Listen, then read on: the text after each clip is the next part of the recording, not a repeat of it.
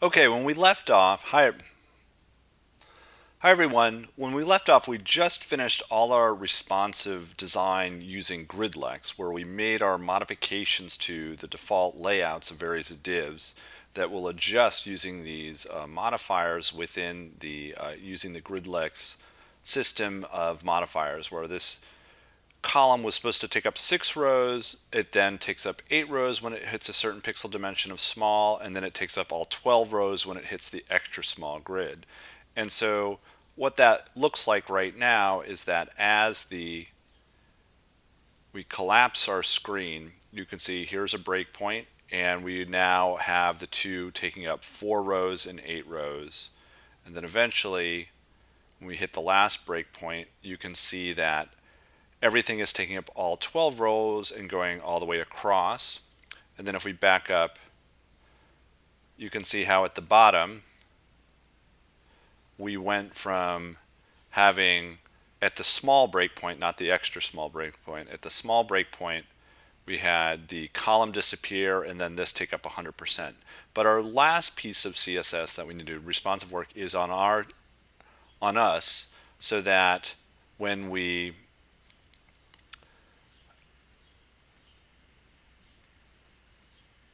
bring this down to kind of the mobile size, and we're going to use this mobile view, you can see not only are we'll compare these now in mobile view because this is really what we want to see.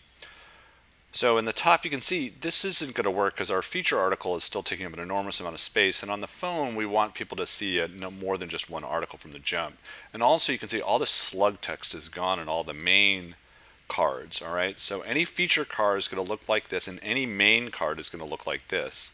No longer will we have feature cards that could look like that version of the feature, or main cards where it looks like this, or even secondary cards that look like this where there's no image. So the images are going to end up showing up, and they're not going to look like this either because the slug's going to go. So it's going to look somewhat like this. It's going to have the image and the headline a little bit smaller, no slug. All right, so this is our goal. So how are we going to pull this off? Well, we're going to take advantage of our card system's naming system, right? So everything is a card, and it's either a card dash feature or a card dash feature hero, right? Or it's a card dash main or main primary.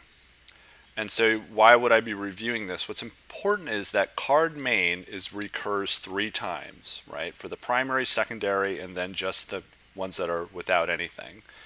And feature occurs twice, in the feature and then the feature hero. All right, and so what we're going to be able to take advantage of is a new type of selector that we are going to use, which is an attribute selector. And we're looking at the MDN documentation of CSS attribute selectors. And what this particular example is showing is an element and then the attribute described, right? And you can see the attribute selector syntax is this: brackets, and then the name of the attribute, and if it has a value, brackets, the name of the attribute equals, and a value. All right. But what's important is that we can have more than just simply equals. In this example right here, it has star equals, and that means any element that contains example. Okay, and you might start to imagine like, oh, we can select any class that contains card dash main or card dash feature, and then all of those cards will correspondingly, we can change the CSS of them, and that's exactly what we're going to do. So we're going to have, instead of href, we're going to have class, and we don't need the anchor element. We can just say bracket class star equals card dash main, and then all 3 different cards with card dash main in the class name will be selected. And that will make it so all of them are changed at once. All right, so effectively we are doing this version right here. We're going to have attribute star equals value. All right, and it represents elements with an attribute name of attribute, which for us is going to be class, and whose value contains at least one occurrence of the value within the string. And the string for us is going to be card dash main or card dash feature, and effectively also the container as well. And so what we need to do is in our style.css, and this is all going to be CSS that we're going to write within a media query. So none of it will be active until this media query, all right, when we're at 576 pixels or lower, okay? So any media query we do in here, and so actually we're going to start with the page layout, all right? And within the page layout, I'm going to label like we're used to. We're going to use that syntax I described. So we have bracket, and we set a class, and we use star equals, and in this case, we're going to start with container. And we're doing the container, and that'll select. So if we think about our HTML,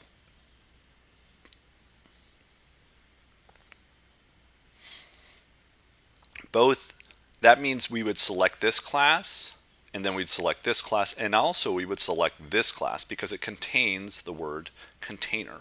So all three of these classes are selected, and that's going to allow us to, in just a few lines, make sure all of them have the same margin, and we remove the border top as well as make sure the padding is the same all around as well. So we're going to have padding 0.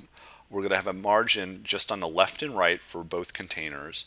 And the border top, which was that pink line, we're going to set to none. Okay?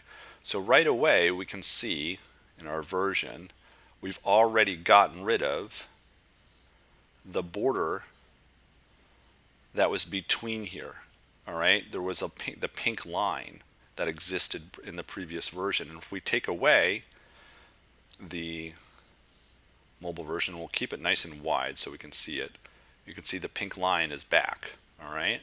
So as we go to the mobile version, which is our extra small, that pink line disappears. And we've already done our first one, as well as you can see it has a common border on all around as well. Okay. So that was our class container, but the more interesting stuff starts now, where we're going to start using our card layout. All right. Whoops. And we will work first with how we select this. So we're going to say we're going to select the class of card-main, and we're going to select also the card feature because we want to have a common border for all of them, and so they all look the same. There's no longer going to be card-feature. All right. And we're going to work on the common layout. So the border bottom, all right, is going to be always the same 2 pixels solid, and we'll use our variable of light gray. Okay.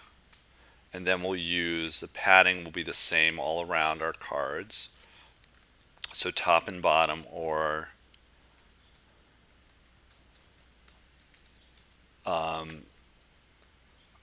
basically 8 pixels, and the border top, and this is for that, in particularly for the card main primary, which had a border at the top. We're going to say there's none. All right. And we can have a quick look at that. There's not much to see other than that the line here is now gone, and it just fixed some spacing so that they're all the same. But the interesting ones start now. So we'll look at card media. And within the card media, we're going to do what we've always done. We're going to use our descending selectors. All right. First, we'll work with the main card, and we'll select all of them with our star equals card-main. All right. And we will then descend select into all the card-main's card media.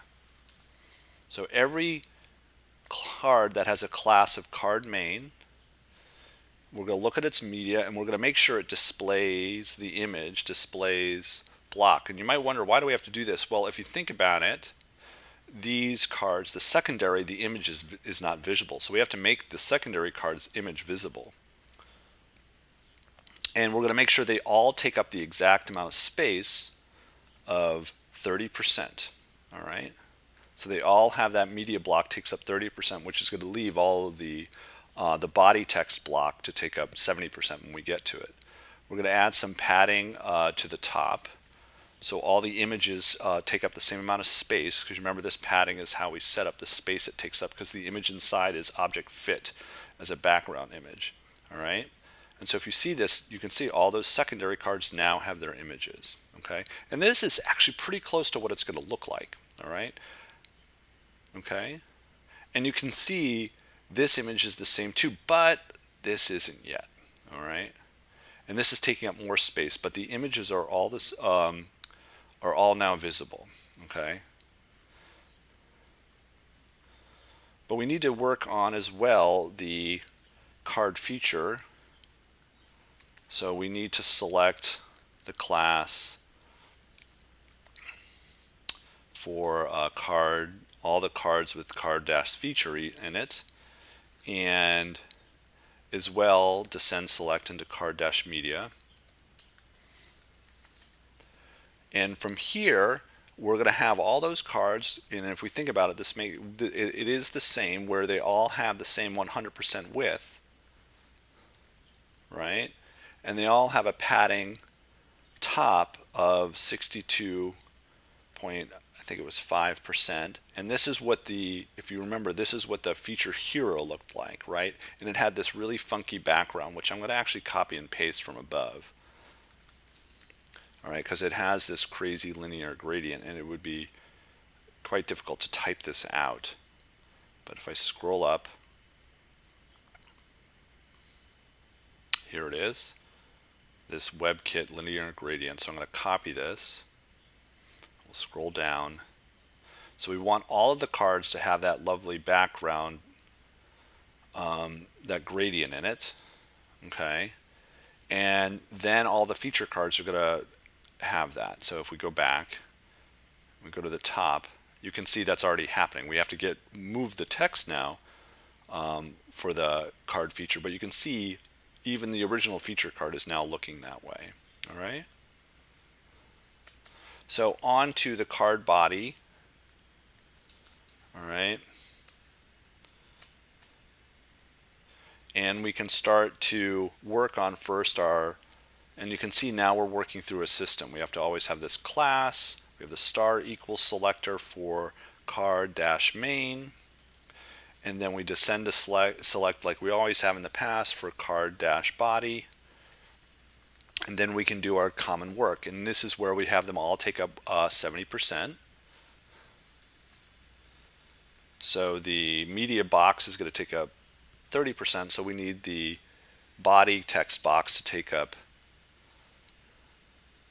70%. And then we can add our common padding to all of them, which is 0 at the top and bottom, and then we'll just have this 0.8 rem left and right. Whoops. So we want 0 space. There we go.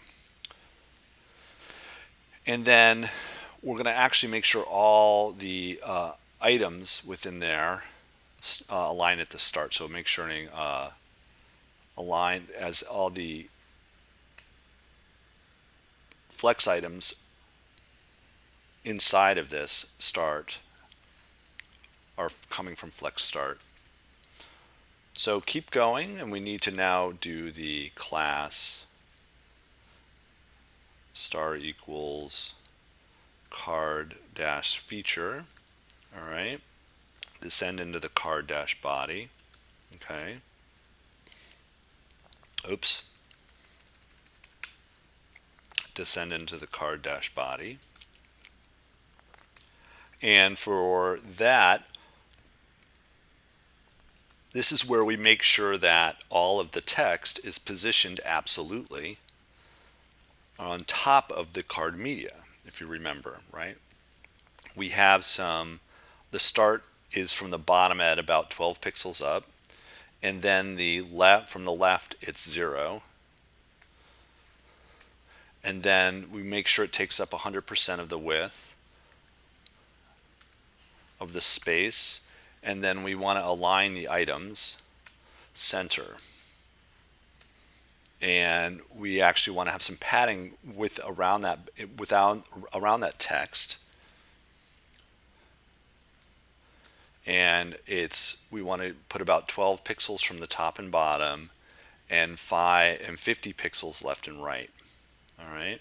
And so let's have a look at how our bodies are relative to our media boxes. And you can see we're already on the right track. We have our slug text now here, which is going to disappear. And you can see that now every box is taking up the same amount of space, 30, 70, 30, 70. All right. And these, as we can see, the secondaries are already looking really good.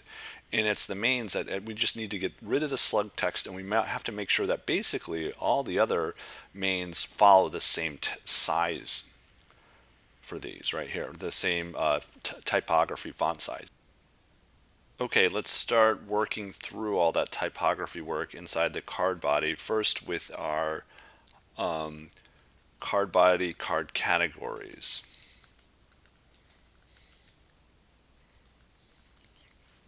All right, and we will use our same class selector, class star equals card dash main, and descend into the card category and make sure all the mains card categories have the same padding, which is 1 rem on the top, 0 left and right, and 0.3 rem on the bottom, and they all have the same font size of 1.2 rem. And then we'll similarly work with the categories of the features, which, if you remember, they all have a pink background, the primary color background, and the text colors change to white. So we'll do that. So we're going to make the color of the text the light gray, and the background color the primary color. Okay, and the padding all around the same, which is 0.4 rem, and the font size is always 1 rem. And if we have a look, we can see, there we go, the category is hidden on that one. Let's see. Okay, you can see it's way up there, and it's hiding above on this one. So eventually we'll get to see it as we get rid of it. You can't see it on the top one right now, but it's because it's off the page. But we'll see it because it's absolutely positioned. You can see it's here, and it'll be visible in just a bit. But that worked. Hard to see on the top one, but it did work. And now we'll work with the card body card titles, right? And we'll have our class class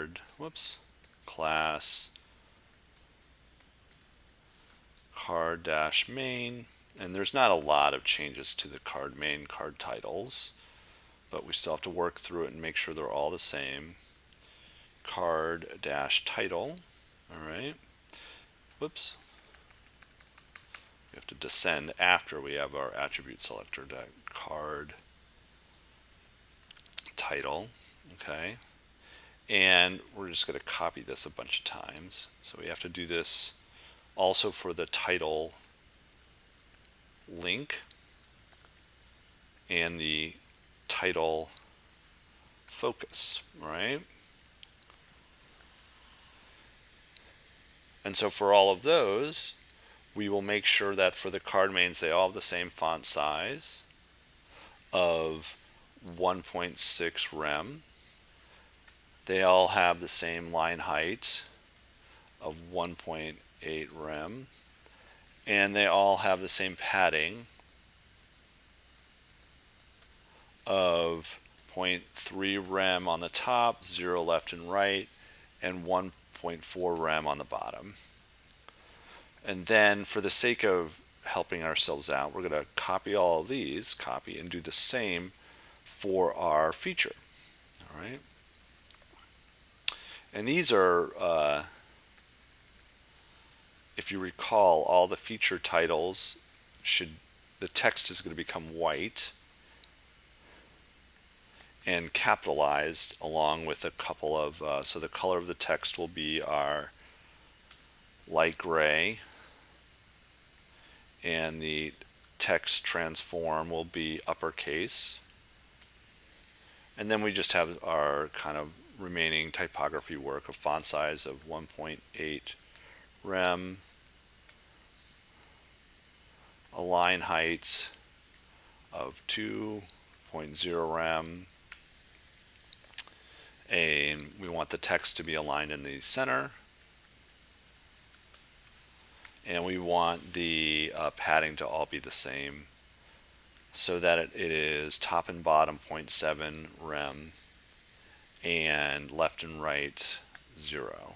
Okay, and so we can have a look at that now. And if we look at the top, now we can see that lifestyle showing up and the monster is here. And this is all looking good. We just need to get rid of this slug text, and that's going to help things out tremendously. And we're on our way moving through. Now that the titles are done and the categories done, we can move on to working with the card slug, which we just talked about, which is going to be display none. For both, so in the card body, card slug, for both classes, both the feature, so for the class of the card dash main, descend selecting into the card slug. All right, but also with the card features, we also don't want to see the slug text. So we get to select both of them, and then we say display none. All right, and now, whoops, we got a little typo right there. All right, you can see now all the slug text is gone for every single card, both feature and main cards of all types of each. Okay, and you can see we're really close to being done. And let's just finish off with our last remaining few lines of CSS. We need to work through the bylines and have them all be the same size and get rid of any of the borders where needed. So we have the card body, card byline, and within that we're going to work on first the card feature, class star equals card, we're going to work with the card main first and descend select into the card byline.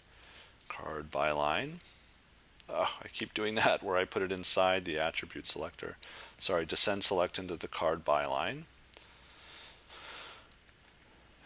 And we just have to change the font size to 1.2 rem. Scroll up here so we can see a bit better. And same with the class card dash feature, card byline, and we will, actually we're not going to be making any changes to the feature. I'm sorry, it was only the feature that we needed to make the size change. The mains were all good, so we actually needed to change the feature here. And then within the remaining, we're going to be just changing the authors and making sure within the mains, sometimes you got to make some changes as you make mistakes. So it's the card author, card author within the card main, that we want to make sure that border right color is transparent. All right, because it could be there, we just don't want it visible. And for the feature article, we have to make all of the authors white. All right, so it's legible. So we'll say class card dash feature, and we'll descend select into the card author, and we're going to make the color that light gray, and then make sure the border right is there as a light gray. Is also the light gray. All right, let's have a look how things are going. And you can see there it is. There's the light gray border, and you can see that the authors are now, this is white, and the title is going to change to the pink, but we leave it the pink. We don't even have to change it. So we're almost done. We want to just make our date visible, okay, for the feature articles, and make sure it's not visible for all our card mains. And that's our last two lines that we have to work on. So we'll do the card dash main and say that the card date we want to say is display none. Okay, but in the card feature for our very last selector, class star equals card dash feature, and so all the card features will have their date display block, and then also have it be our light gray. And that's it, light gray. We'll have a look, and there we go. You can see that we're pretty much the same up top here, okay? We get to see our date. The dates are gone on all the main cards, which matches our model, okay? And we can now watch all the responsive design of the whole piece. So we have our gridlex responses, right? So first we think about the column disappeared on the bottom and these resized. And then as we went to small, not only did everything go 100% across, but all our cards are now are all designed the same way, so you're not really differentiating. All the features are of one type and all of the mains are of another type.